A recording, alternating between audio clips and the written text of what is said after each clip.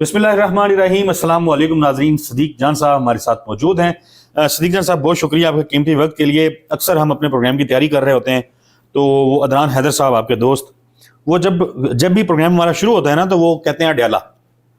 तो आज मंगल को भी अडयाला की बात होनी होती है, जुमेरात को भी होनी होती है। तो अब हालात इतने यानी गर्म हो चुके हैं कि सोमवार को भी उनको अडयाला छेड़ना पड़ता है कि कल क्या होने जाना है, और बुध को भी पिछले रोज़ की चीज़ें भी डिस्कस हो रही होती हैं और नेक्स्ट डे जो होता है उसके हवाले से भी चीज़ें डिस्कस हो रही होती हैं। तो नुसरत साहब उनको बार बार ये कहते हैं कि यार हर टाइम आप अडयाला जो है ले चलते हो मुझे। तो मैं फिर मेरे जहन में उस टाइम फिर आ रहे होते हैं कि सदीक जान साहब वो भी यानी बिल्कुल अडयाला, इमरान खान और पीटीआई के बाहर बहुत कम ही आप जा रहे होते हैं। इसी तरह हमारे एक और दोस्त, उनको मैं नाम नहीं लेता, वो इस्लामाबाद में किसी दौर में जब वो देखते थे कहीं पे पुलिस के दो गाड़ियाँ इकट्ठी खड़ी हैं या कोई बख्तरबंद गाड़ी खड़ी हुई है, तो वो उसको बैकग्राउंड बना के तो वहाँ पे वीडियो कर देते थे कि इस्लामाबाद में बख्तरबंद गाड़ियाँ पहुँच गई हैं। तो वो ना फिर ट्रेंड जो शुरू हो जाए, तो चूंकि अडयाला का ट्रेंड है, लेकिन मैंने गुज़िश्ता रोज़ देखा कि आप इकॉनमी के ऊपर बात कर रहे हैं, तो मैं बड़ा हैरान हुआ, परेशान हुआ कि ऐसा भी क्या हो गया। यानी कोई एक दो फैसले आए थे कल, एक तो बड़ी खबर वो थी सारे। तो सदीक जान साहब को क्या हुआ कि वो इकॉनमी के ऊपर बात करना शुरू हो गए? वो पहले तो आपने जब बात की ना तो है ना कि हैरत हुई मोहसिन तुझे मस्जिद में देखकर, ऐसा भी क्या हुआ कि खुदा याद आ गया। अच्छा, पता नहीं अब ये मोहसिन है या यहाँ पे कुछ और है, क्योंकि आधे से ज्यादा अशार फराज है मोहसिन के वैसे बना दिए। दूसरा, वो आपने इकॉनमी की बात की कि मैंने इकॉनमी पर बात की, तो मुझे एक वाक़या याद आ गया। अदील वड़ाई साहब और मैं प्रोग्राम करते थे शहर इक़्तिदार। तो एक दिन ना मैं इकॉनमी के ऊपर ना अपना एनालिसिस दे रहा था। तो पाकिस्तान के एक बहुत बड़े इकोनॉमिस्ट हैं, बहुत बड़े डॉक्टर इशफाक आलम, शायद डॉक्टर इशफाक साहब थे, तो डॉक्टर इशफाक हसन, डॉक्टर इशफाक साहब भी थे। उन्होंने अदील वड़ाई साहब को फ़ोन किया और उन्होंने कहा कि यार ये दिन भी आने थे कि आप सदीक जान इकोनॉमी पे बात करेगा। क़यामत की निशानियों में से शायद एक निशानी है। तो मैंने कहा यार डॉक्टर साहब की बात तो ठीक है, मेरी मैथ वैसे ही कमज़ोर है, मेरी फर्स्ट ईयर में सप्ली थी मैथ में, मैं बड़ा नालायक था। लेकिन मसला ये है कि वो पिछली वीडियो में मैं आपको हवाला दे रहा था ना कि टीवी चैनल्स को कहा गया कि यार ये क्या हर वक्त इमरान खान की बहनें अडयाला। उन्होंने कहा सर कोई मसला नहीं, फिर हम इकोनॉमी पे बात कर लेते हैं। नहीं उस पर नहीं करनी। देखें, इस वक्त मैं आपको बताऊं, ये इस हुकूमत के लिए ना बहुत बड़ा मसला एक खड़ा हो गया है। कल पहली मर्तबा ये डिस्कशन शुरू हुई है कि आपको एक नए IMF प्रोग्राम में जाना पड़ेगा। कल पहली बार मेहताब हैदर साहब और या शहबाज राना साहब, और आपको पता है कि इकोनॉमी की सबसे बड़ी खबरें यही देते हैं। शहबाज राना साहब की स्टोरी थी, या ये बहुत बड़ी खबर है। मैं खुद सोच रहा हूँ कि मैंने ये खबर क्यों नहीं देखी। शहबाज राना साहब या मेहताब हैदर साहब कि एक बार फिर आपको IMF प्रोग्राम में जाना पड़ेगा। दूसरा, आप 2 दिन की अगर खबरें देखें ना, मेहताब हैदर साहब, शहबाज राना साहब और मुदस्सिर साहब जो दुनिया न्यूज़ के बड़े अच्छे और ये सारे रिपोर्टर हैं इकोनॉमी के, उन्होंने 2 दिन की आप खबरें देख लेना। टैक्स का शॉर्टफॉल, कोई ओरिजिनल जो टारगेट था 6 माह में को 760 अरब का शॉर्टफॉल, गर्दिशी कर्जे में 735 अरब का इजाफा, अपना सरमायाकारी 51 साल की कम तरीन सतह पर। और IMF ने एक और रिपोर्ट जारी की है जिसमें उन्होंने बताया कि आगे महंगाई बढ़ने जा रही है। फिर एक लार्ज स्केल मैन्युफैक्चरिंग खत्म, टेक्सटाइल इंडस्ट्री का एक और खबर लगी हुई थी, वो भी बड़ी खतरनाक थी कि शायद डॉलर जो है तगड़ा हो जाए और रुपए की कीमत गिरानी पड़े, वो जो फिक्स रखा हुआ है ना उसको फ्लेक्सिबल करना पड़े। इस तरह से ना कोई पिछले, अगर आप 2 दिन की खबरें देख लेना, आज को निकाल दें, हफ्ते के दिन को, जुमेरात और जुमे को जो अखबारों में खबरें छपी है ना, सिर्फ अगर आप वो देख लें, जिसमें बताया गया कि ऑयल रिफाइनरीज के हवाले से जो मामला चल रहा है, जो एक और किसी इशू की वजह से था कि उसमें एक गैप आ सकता है, जो जरूरत है और जो सप्लाई है उसमें हो सकता है। फिर एक और चीज, इस वक्त जो ट्रांसपोर्टर्स की हड़ताल चल रही है, और 19 को ट्रांसपोर्टर्स ने हड़ताल की कॉल दे दिया, ऑल पाकिस्तान एक बार फिर। और इस तरह की 2 दिन में ना बेतहाशा खबरें थी बिजली के हवाले से, और फिर आगे खाद महंगी होने, खाद के ऊपर टैक्स लगा रहे हैं, मिनी बजट आ सकता है, ये भी पहली बार कल बताया गया है कि मिनी बजट आ सकता है। फिर बताया गया है कि स्प्रे के ऊपर, मीठी चीजों के ऊपर टैक्स। मतलब देखें, असद चौधरी साहब, वो मैं उनको एक दिन, बल्कि मैं उनका रेगुलर व्यूअर हूँ, अकबर बाजवा साहब का, उन्होंने वो 92 वाले इलेक्शन का अमेरिका का बताया था कि किस तरह से एक सिर्फ جملے نے ایک لائن نے الیکشن کا پانسا پلٹ دیا تھا کہ it's economy stupid. Ultimately economy ہے کہ تم جتنی مرضی تم دعوے کر رہے ہو کہ 2 جنگیں جیت گیا امریکہ اور یہ وہ, اکانومی کہاں ہے, لوگ تو برباد ہو گئے ہیں. دیکھیں اس وقت دیکھیں اسد چودھری صاحب, ایک بات ریئلٹی ہے, لوگ ناک تک ہوئے پڑے ہیں, لوگوں کے بھرم ٹوٹ گئے ہیں, لوگ خودکشیوں کے قریب پہنچے ہوئے ہیں, لوگوں کے حالات بہت تنگ ہیں, روزگار بالکل نہیں ہے, لوگ بے روزگار ہو رہے ہیں. کل ایک چھوٹی سی خبر ہے, کانٹریکٹ کے اوپر جو گارڈز بھرتی ہوئے ہیں نا ان کو فارغ کر دیا. کانٹریکٹ پہ جو گارڈز بھرتی ہے یار, وہ گارڈ کتنے پیسے لے رہا ہوگا, ان کو پنجاب کے اسکولوں سے فارغ کر دیا. یہ تو میرا رونا مطلب آج کا نہیں ہے, میں تو اس کے اوپر اکثر سر پیٹ رہا ہوتا ہوں. آپ پرائیویٹ سکولز بناتے, آپ سرکاری سکول ختم کر کے پرائیویٹائزیشن کی طرف جاتے رہے. ہسپتالوں کے اندر بھی آپ نے کہا کہ ہم پرائیویٹائزیشن کی طرف جائیں گے, سرکاری نوکریاں لوگوں سے چھین لی. پینشنز کے اوپر آپ اس طرح کی لیجسلیشن کرتے رہے, لوگ اس سے فکر مند ہو گئے. آپ نے دیکھا ہوگا ایک نئی جو فورس بنائی ہے پیرا فورس, مختلف شہروں کے اس کے ان کے ویژول سامنے آتے ہیں جہاں پہ لوگوں کی جمع پونجی, یعنی جو بےچارے ریڈیو کے اوپر کوئی 2000 2500 3000 کا بھی کوئی سامان رکھ کے بیٹھا ہوا ہے, وہ آتے ہیں اٹھا کے لے جاتے ہیں, ضبط کر کے لے جاتے ہیں. تو مطلب عام آدمی سے روزی روٹی کمانے کا حق ہی چھین لیا جب آپ نے. مطلب یہ بڑے بڑے ڈالرز اور IMF اور شرائط یہ تو ایک سائڈ پہ رکھ دیں. جو پاکستان کا عام آدمی ہے, جو جس نے مزدوری, کہاں مزدوری کرے جی, کیا کوئی نارمل حلال کمانے والا آدمی اس جوگا رہ گیا پاکستان میں کہ وہ نیا گھر بنا سکے؟ بالکل. اچھا یعنی ایکٹیویٹی جو ایک اکانومی کی ایک ایکٹیویٹی جنریٹ ہوتی تھی, جو پیسے کا فلو ہوتا تھا, اس کو تو آپ نے روک دیا ہوا ہے, سانپ بٹھایا ہوا ہے. دیکھیں اسد چودھری صاحب, بات یہ ہے کہ انہوں نے نا درمیان میں بہت عرصہ پولیٹیکل چیزوں میں گزر گیا. اب اکانومی کی صورتحال دوبارہ اس نیج پہ آ گئی ہے کہ اب آپ کو اکانومی ڈسکس کرنی پڑے گی, اور جیسے اکانومی ڈسکس شروع ہوگی نہ ہونا, پھر آپ دیکھیں گے ان کے ساتھ ہوتا کیا ہے. 3.5 سال سے یہی بیچ رہے تھے اور جھوٹ بول رہے تھے, ہم نے اکانومی سنبھال لی, ہم نے. اور بھائی شہباز رانا صاحب کی خبر کے مطابق پرائم منسٹر کی زیر سربراہی جو اجلاس ہوا, اس کے اندر بات ہوئی ہے کہ پاکستان کی اکانومی کا کیا حالات ہیں. آپ SIFC کے لیفٹیننٹ جنرل صاحب جو ہیڈ ہیں ان کی آپ سن لیں کہ آپ نے ستیہ ناش کر دیا. اور یہ نواز شریف صاحب اگلے دن جب آئے, اس کے اوپر ہم نے اس وقت بھی بات کی تھی. انہوں نے کہا جی ملک ڈیفالٹ کرنے کے نہج پہ پہنچ گئے تھے, ڈالر اتنا مہنگا کر گئے لوگ. یعنی یہ لوگ سمجھتے ہیں کہ لوگ فیکٹس بھول جاتے ہیں.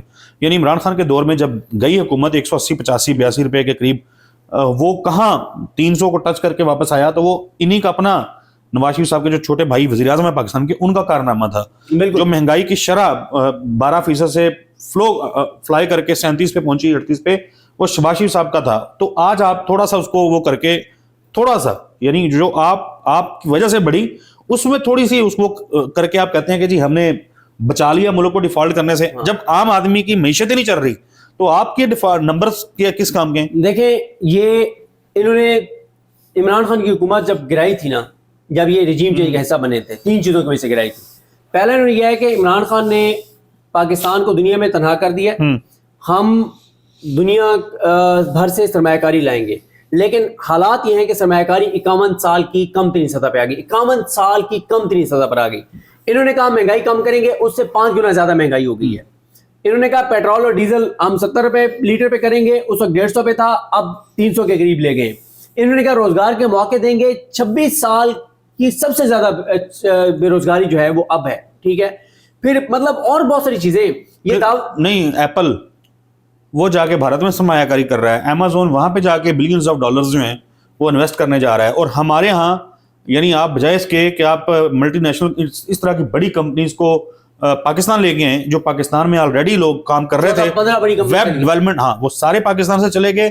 اور مطلب سونے پہ سہاگا. آپ وہ وزیر صاحب ایک آج ہیں, وہ آئے, انہوں نے کہا جی ہم وہ ایکس پہ بھی پابندیاں لگائیں گے اگر ایکس ہماری بات نہیں مانے گا. مطلب آپ کس طرف آپ کے دماغ میں چل کیا رہا ہے؟ مطلب یہ بڑی ناروے کے ساتھ جو انہوں نے کیا ہے. دیکھیں اسد چودھری صاحب, بات یہ ہے, ایک تو بیانیے کی جنگ تحریک انصاف جیت چکی ہے. بیانیے کی جنگ میں دور دور تک یہ تحریک انصاف کے ساتھ مقابلہ نہیں کر سکتے. پھر یہ دیکھیں کہ تمام کارڈز تحریک انصاف کے ہاتھ میں ہیں. کارکردگی عمران خان کی کیا تھی؟ کرپٹ وہ نہیں تھا, محب وطن پاکستانی تھا, باہر سے سیاسی جائیدادیں بیچ کے سب کچھ پاکستان لایا, مظلومیت card, anti establishment card, 6+ GDP کا, غیرت کا کارڈ, کسانوں کی خوشحالی کا کارڈ, سارے کارڈز ان کے ہاتھ میں. ان کے ہاتھ میں کوئی کارڈ نہیں ہے, یہ ڈیفینڈ نہیں کر پا رہے. اور پھر یہ IMF کے اب ایک اور پروگرام میں جا رہے ہیں. مجھے ایک بات بتائیں, اگر یہ ابھی ڈسکشن شروع ہو جائے گی کہ آپ IMF کے کیا ایک اور پروگرام میں جائیں گے, آپ مجھے بتائیں جب یہ خبر شروع ہوگی تو کتنا یہ تو عجیب, مطلب یہ تو آپ ایسے ہی ہے دوبارہ جب IMF کے پروگرام میں جانا، میں اب کیا اس کی مثال دوں، لیکن بہت ہی تکلیف دہ پاکستانیوں کے لیے ٹیکسز یعنی کڑوی گولی ہے، ٹیکسز کی بھرمار ہو جائے گی. آلریڈی آپ عام آدمی جب افورڈ نہیں کر پا رہا اپنی زندگی، تو ابھی مزید آپ ٹیکس لگانے جا رہے ہیں، تو IMF کے کسی اور پروگرام میں جائیں گے تو پھر تو. چودھری صاحب مجھے ایک بات بتائیں، آپ امیجن کریں کہ FBR یہ کہہ رہا ہے کہ 560 ارب کا شارٹ فال ہے. اگر اٹارنی جنرل، ادھر دیکھیں چودھری صاحب، اگر اٹارنی جنرل عدالتوں سے بات کر لے اور 200 ارب عدالتیں ہمیں ہمارے حق میں فیصلے دے دیں، ٹھیک ہے، تو شارٹ فال ہم 360 پہ لے آئیں گے. یہ کسی ملک کی کبھی پالیسی ہوئی ہے؟ اور آپ کو پتہ ہے کہ انہوں نے جو کل اس خبر میں لکھا ہوا ہے کہ انہوں نے IMF کو کہا ہے کہ اگلے مہینے سپر ٹیکس کا کیس ہے اور وہ ہمارے حق میں فیصلہ آ سکتا ہے. آ نہیں سکتا، آپ کو پتہ ہے کہ آپ کے حق میں آئے گا کیونکہ آئینی عدالت نے سننا ہے. اب وہ مجھے ایک بات بتائیں، وہ میرے کو 1000 ارب ٹیکس جمع اس سے ملنے ہیں.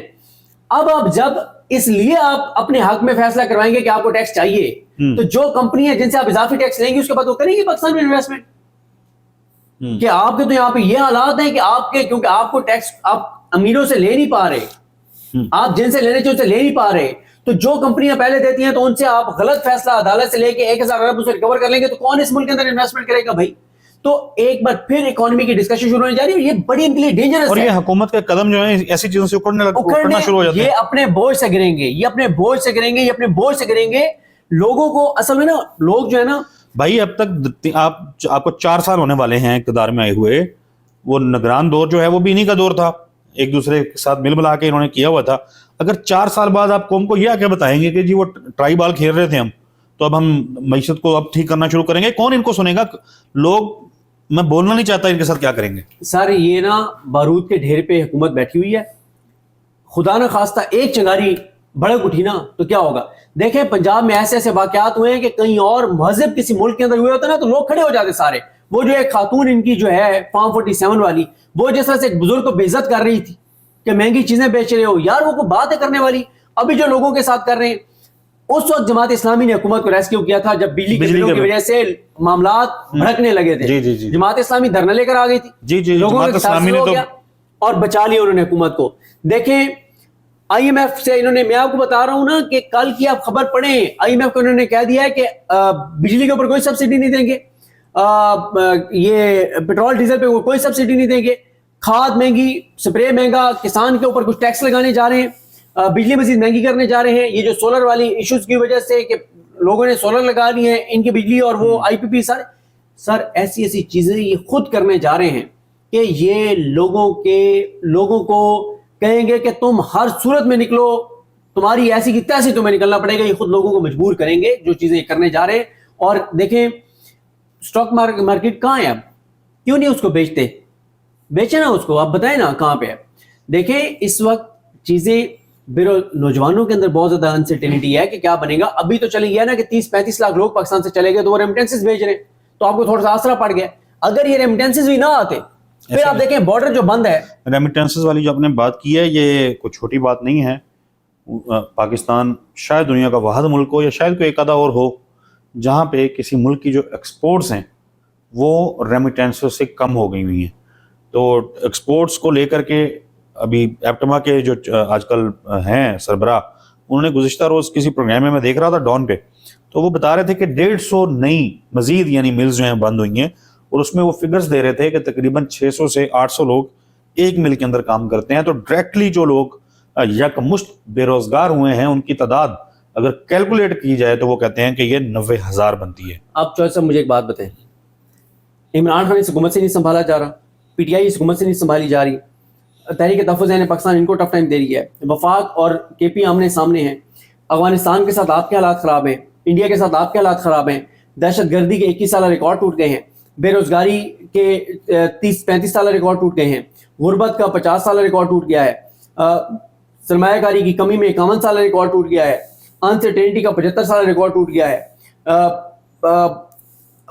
تاجروں کی صورتحال آپ دیکھ لیں، کسانوں کی آپ صورتحال آپ دیکھ لیں، انڈسٹری کی صورتحال آپ دیکھ لیں، بجلی کی قیمتیں آپ دیکھ لیں، گیس کی قیمتیں آپ دیکھ لیں، اپنا پیٹرول اور ڈیزل کی آپ قیمتیں دیکھ لیں، جو اشیاء خورد و نوش ہیں ان کی قیمتیں آپ دیکھ لیں.